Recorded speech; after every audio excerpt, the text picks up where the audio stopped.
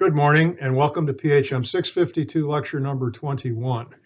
At this time, as we find ourselves somewhat ahead of schedule in this course, and also recently finding out that the guest lecturer I had lined up is unable to be with us this year, this will in fact be our last PHM 652 lecture for spring of 2022.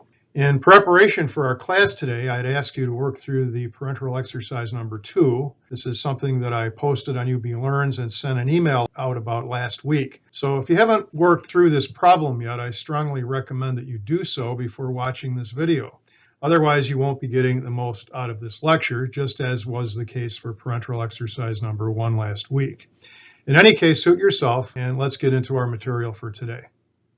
We assigned this a couple of days ago, and I did email the source information to you.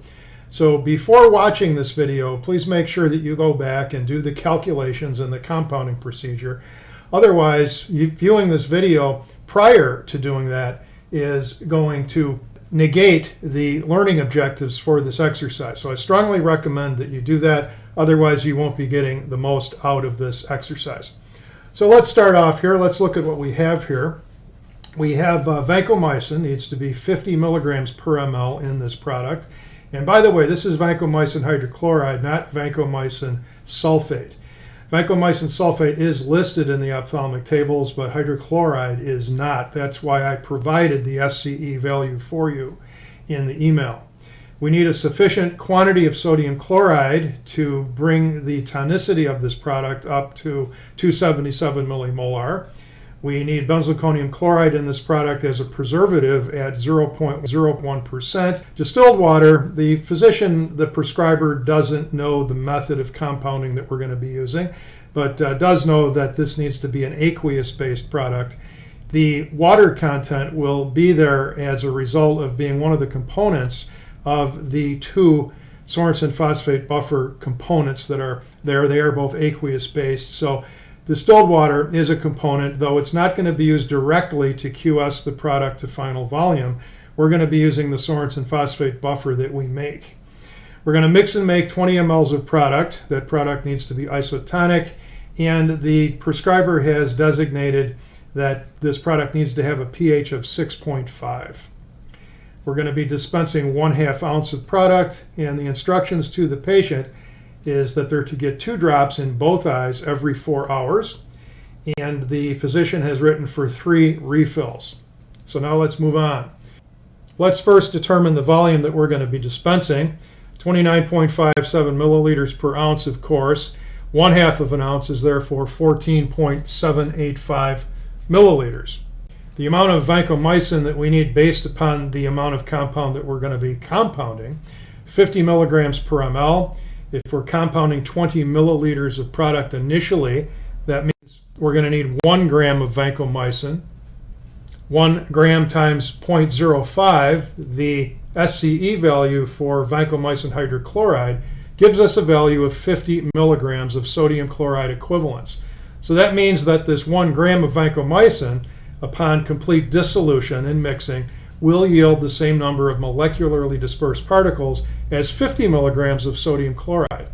Benzalkonium chloride at 0.01%, we're going to set that equal to 20 mLs and find that we need 2 milligrams of benzalkonium chloride. This value times its SCE value, 0.16, yields 3.2 milligrams of sodium chloride equivalents. So, with the 17% benzalkonium chloride source solution, let's make a dilution of that, because we know by looking ahead a little that the volume of a 17% solution measured directly will be a violation of the 20% rule based upon the volumetric devices we have to measure that volume. So let's just plan on making a 1 in 100 dilution of this 17%. We'll take 1 milliliter of the 17% source, we'll place it in a graduated cylinder, we'll QS to 100 milliliters, mix by pouring, and that will give us a benzalkonium chloride concentration that we need. Based upon that concentration, if we set that equal to the 2 milligrams of benzalkonium chloride that we need, that yields a volume, after resolving to our ability to measure, 1.18 milliliters. And this is something that we can do directly. Now the Sorensen buffer, if we take a look at the ophthalmic tables, we see that for a pH of 6.5, we need 70% by volume biphosphate solution and 30% by volume monophosphate solution. So here's the table. Let's just look specifically at what we have here for a pH of 6.5. We need 70% by volume biphosphate solution and 30% by volume monophosphate solution. In addition to that, over in the far right column, we see that for 100 milliliters of product, we need 500 milligrams of sodium chloride or its tonic equivalent to make this product isotonic. So 70% of 50 mLs is 35 mLs. That's the amount of biphosphate that we're going to need. The monophosphate needs to be 30% by volume, so that leaves 15 milliliters. 35 plus 15 adds up to 50 mLs.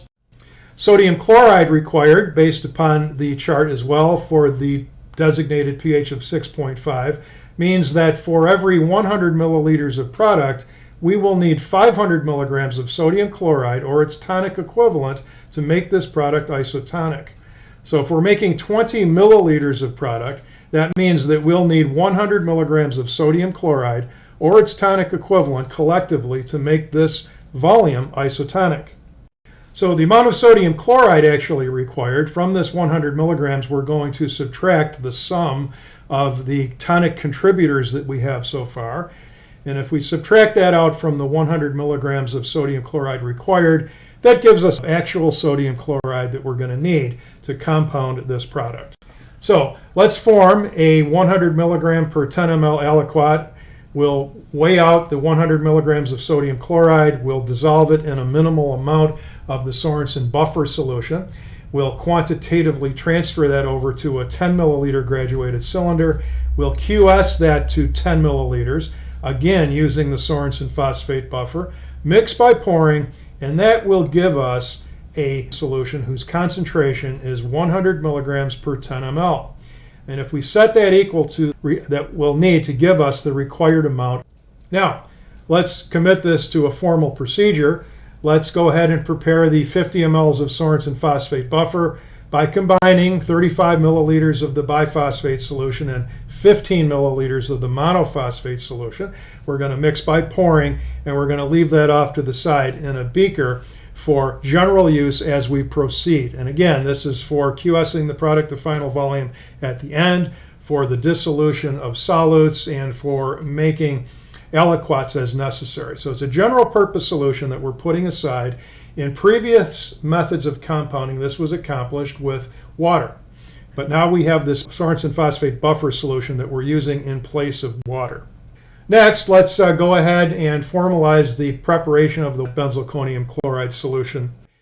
As I stated already, we're going to place 1 milliliter of the source solution in a 100 ml graduated cylinder, QS to 100 mLs using the buffer solution, mixed by pouring, and that gives us the benzalkonium chloride solution that we need.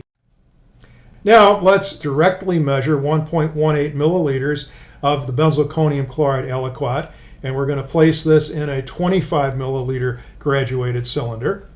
We're then going to prepare our sodium chloride aliquot by weighing out 100 milligrams of sodium chloride. We're going to dissolve that in a minimal amount of the Sorensen phosphate buffer solution. We're going to quantitatively transfer that over to a 10 milliliter graduated cylinder. We're going to QS to 10 milliliters, mix by pouring, and then we're going to take out of that aliquot using probably a 10 milliliter pipette, and we're going to place that in the 25 ml graduated cylinder. Then we'll start with vancomycin. Let's weigh out the 1 gram that we decided that we're going to use. We're going to place that in a beaker, dissolve in, again, a minimal amount of the buffer solution, quantitatively transfer that over 25 ml graduated cylinder using a sparing amount of Sorensen phosphate buffer. After all, we have 2 things we need to be concerned about here. We don't want to run out of the Sorensen phosphate buffer, and failing to use a sparing amount invokes the possibility that we might overshoot the final volume. And if we do that in this step, we'll have to start over with step number 5. So we want to use the Sorensen phosphate buffer sparingly for 2 reasons. Now, let's QS that graduated cylinder to 20 milliliters using the Sorensen phosphate buffer. We're going to mix by pouring back and forth. And now, as we've done with all of the previous examples, it's at this point that we want to transfer our operations over to the IV room. And from this point forward, we're going to be observing sterile technique. So, since it's our intention to dispense 1/2 of an ounce, drawing up about 1 milliliter extra is appropriate because we do need to have some extra volume to fill the dead space of the 0.22 micron filter assembly. So let's draw up about 16 milliliters of the solution that we have now in the IV room with us. We're going to use a 20 ml syringe for this. We're then going to attach a 0.22 micron filter to the tip of the syringe, as we've done before. And we're going to rotate the assembly now to a vertical position so that the tip of the 0.22 micron filter is aimed upwards and perpendicular to the floor. Then in this vertical position, we're going to snap out any bubbles that are there so that they do rise into a collective airspace at the top. We're then going to push the plunger carefully until all of the airspace is expelled, and so that the filter element of the 0.22 micron filter and all of that dead space is filled, and so that we have one little droplet of our compound, our liquid compound, sticking out the tip of that 0.22 micron filter. And once again, we have run out of space on the front side of the prescription, so let's flip over to the back like this. And now we're going to, again, it's not stated here specifically, but we're going to rotate the syringe assembly now so that it's horizontal with the floor, and so that the output of the 0.22 micron filter is located above a waste beaker that we have in the hood with us. And we're now going to push the plunger slowly and carefully, dripping the contents of that syringe down to the calculated 1/2 ounce measurement, 14.79 milliliters, so that we're left with the syringe plunger registered at exactly, or as close as we can visually estimate, to 14.79 milliliters. And we're going to do this into the waste beaker that's there. We're then going to rotate the syringe assembly again another 90 degrees so that now, although in a vertical position, the tip of the 0.22 micron filter is now aimed downwards towards the floor. And we're going to place the tip of that 0.22 micron filter into the opening of the ophthalmic drop tainer that's there for us. It's a 1/2 ounce drop tainer in this case. And again, this is in the vertical position with the filter facing downwards. We're then going to slowly and carefully push the plunger of the syringe from where it's at the 14.79 milliliter registration all the way down, pushing the contents of the syringe through the 0.22 micron filter, cold filter sterilizing the product as it enters the dispensing container. We're then going to aseptically attach the dropper tip onto the drop tainer coupling, and then we're going to put the cap on. We're going to label the product, we're going to counsel the patient accordingly, and dispense the product. Now, let's finish the prescription by completing the record of what's necessary for a full and complete record of what we've done here in a legal sense. So let's list on the face of the prescription any auxiliary labels that we've used. In this case, for the eyes is appropriate. Then let's list the SIG exactly as it appears on the patient label. We're going to instill 2 drops. We're going to instruct the patient to instill 2 drops into both eyes every 4 hours. Also, let's indicate the type of dispensing container that was used. In this case, we're using a 1/2 ounce ophthalmic drop tainer. We're then going to indicate the expiration date, since we do have one for this product. That's 1 month from today. We want to endorse the prescription with our initials, the prescription number that we have assigned to this product, and the date of dispensing. And then finally, in the appropriate field, we want to place our student name and our assigned bench number. Okay, now let's take a look at the additional items that we had talked about. I had promised to go over some temperature conversions, and we're also going to talk about the freezing point of dextrose 10% in water. So if you haven't already done so, I suggest that you memorize some version of this relationship, 1.8 C equals Fahrenheit minus 32, because at some point in the future, you will be required to demonstrate proficiency in the conversion of temperatures between centigrade and Fahrenheit and vice versa. So let's take a look at a couple of examples. 1.8 C equals Fahrenheit minus 32. That is the relationship that I have memorized. Feel free to use this if you want. Otherwise, use some version of this that's mathematically correct. Let's start with a temperature of 72 degrees Fahrenheit plus 72 degrees Fahrenheit. Let's look at this relationship here. 1.8 C equals Fahrenheit minus 32. I'm going to plug the 72 in place of the F, and we're going to do the subtraction. 1.8 C equals 40. Dividing each side of this equation by 1.8, I get C equals 22.222.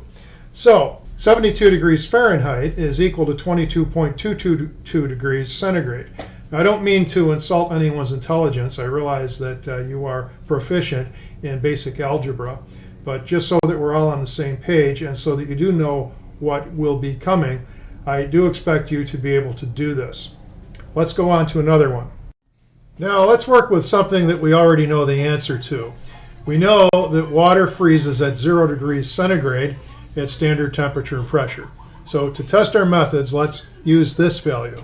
Let's work with a temperature that we know the outcome, or we should know the outcome. For a temperature of 0 degrees centigrade, we know that that is equal to 32 degrees Fahrenheit. And let's just see if we can prove that as we move forward here. So for a temperature of 0 degrees centigrade, let's plug that in. 1.8 times 0 equals Fahrenheit minus 32. 0 equals Fahrenheit minus 32. Let's add 32 to both sides of the relationship, and we get F equals 32.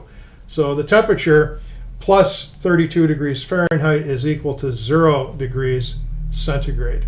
Let's do just one more. And again, let's use an example that we're familiar with and we already know the outcome of. Let's look at a temperature of 212 degrees Fahrenheit. That is the boiling point of water at sea level at standard temperature and pressure.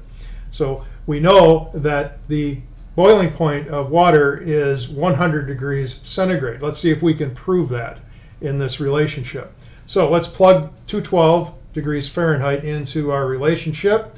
1.8 C equals 212 minus 32. 1.8 C equals 180. We'll divide each side of this expression by 1.8, and lo and behold, we get 100.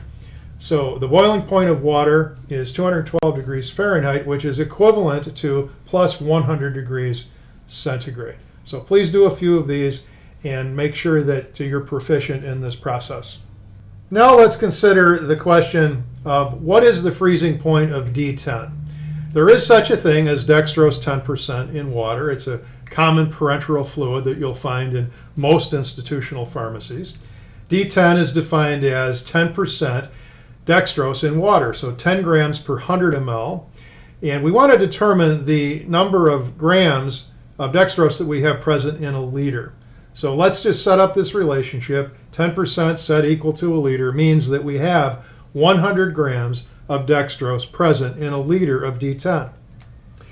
Now, if we divide this 100 grams by the molecular weight of dextrose, we find that this represents 0.555 moles approximately of dextrose molecules that will be molecularly dispersed in this aqueous solution upon mixing and dissolution and so forth. So if we multiply this times the constant that we have, 1.86 centigrade degrees per mole of freezing point depression per mole of molecularly dispersed particles, if we multiply that times this 0.555 moles that we have, that gives us a freezing point depression of approximately 1.0324 centigrade degrees. Once again, this is the number of degrees below the freezing point of water at which the liquid freezes. So if we have the freezing point depression, it's a simple matter to determine the freezing point, and in this case, it will obviously be negative 1.0324 degrees centigrade. So this is the first method of two that I described back when we assigned this. Now let's go on to a second way of answering the same question. In answering this question, I would like to go back and consider the properties of D5W. We know that it's an isotonic solution and that it has a freezing point depression of 0.52 centigrade degrees. We also learned that freezing point depression is defined as a colligative property. Colligative properties are linear, meaning that we can set them up in linear ratios and make predictions about different concentrations of the same solute in an aqueous solution. So if the freezing point depression of D5W is 0.52 centigrade degrees, let's set up a ratio. D5, or 5% weight per volume dextrose, is to its freezing point depression as 10% dextrose is to its freezing point depression. So let's just set up this simple ratio and we'll solve for x, and I get 1.04 centigrade degrees. This is very close to the value we obtained using the first method. The reason they're not exactly the same is because in these conversion factors we just didn't have enough decimal places to work with. But if we had, these values would have come out exactly the same. So another way of looking at the second method here intuitively is that D10 has twice as many molecularly dispersed particles per unit volume as does D5W. So it makes sense that if we are going to depress the freezing point of the water 1.86 centigrade degrees per mole, and we double the number of moles that are there, it makes sense that the freezing point depression would also be doubled. So there we have outlined two different methods of determining the freezing point of a solution having a given solute. In method number one, we needed to know the molecular weight of that solute. And with method number two, we need to know the freezing point or the freezing point depression of a similar solution having the same solute but of a different concentration. So in an exam situation, if you were to be given a problem like this and you were not given the molecular weight of the solute, you would need to use method number two for determining the freezing point of the solution. And in a case like that, you'd have to go back, and I'm sure there would be clues as to the freezing point of a similar solution using the same solute but of a different concentration.